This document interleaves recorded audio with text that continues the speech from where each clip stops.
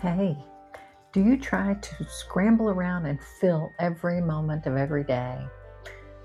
Hi, I'm Ahmy. I'm a licensed therapist, full-time human, and somebody who has been in the business of figuring out what actually helps people feel better for about 25 years. Welcome. So I was at the grocery store, and the person in front of me was fumbling, bags everywhere, card not working, the whole thing. And without even thinking about it, my hand went straight for my phone. I didn't decide to do that. My hand just went there and I caught it. I thought, let's not do that. I made myself just stand there.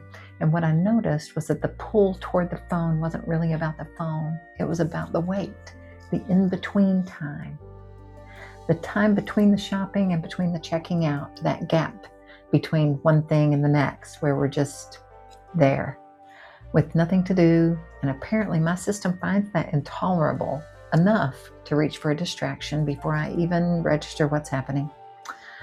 I think many of us spend a lot of our energy trying to skip the in-between time, that gap, the waiting room, the line, the hold music, the sitting in the line at the teller at the bank, the pause between one thing and the next. We treat those moments like it will be lost time if we don't fill it with something, like real life is somewhere else. And we just have to get through this part first. But the wait is actually a rich moment. It's where we are. Everything we do, every experience we have is happening in some version of right now. The important stuff and the fumbling around at the checkout stuff, it's all the same thread. I know that sounds kind of simple, and I want to make sure you know that simple doesn't mean easy. For most of my life, I was pretty good at being somewhere else, mentally, emotionally, anywhere but where I was right then. I could be in a conversation with you and also be solving a problem for 3 days ago and also rehearsing something that I thought I might have to say next week. Yep, that's how the brain works. My body might be in one place, but the rest of me is scattered across the timeline. I was functional. I was even good at things, but I was kind of missing out on the actual texture of what was happening in the present moment. The nervous system piece of this is very real. When we're uncomfortable, bored, restless, waiting, uncertain, our brain reads that as a signal to do something. Move, fix it, check the phone, get out of discomfort. That's just how our brain is wired. It's doing its job. But that job description was written a long time ago for a different set of circumstances. We're no longer in danger of being eaten by a saber-toothed tiger or trampled by a woolly mammoth.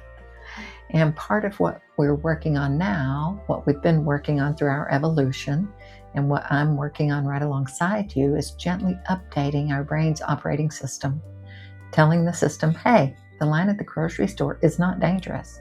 It's not a problem to stand here. We can just be here. We don't have to fill every moment with something. And who said we did anyway? That's the practice, not fixing the discomfort, not getting rid of the restlessness, just noticing it and staying present anyway. So here's what I want to leave you with today.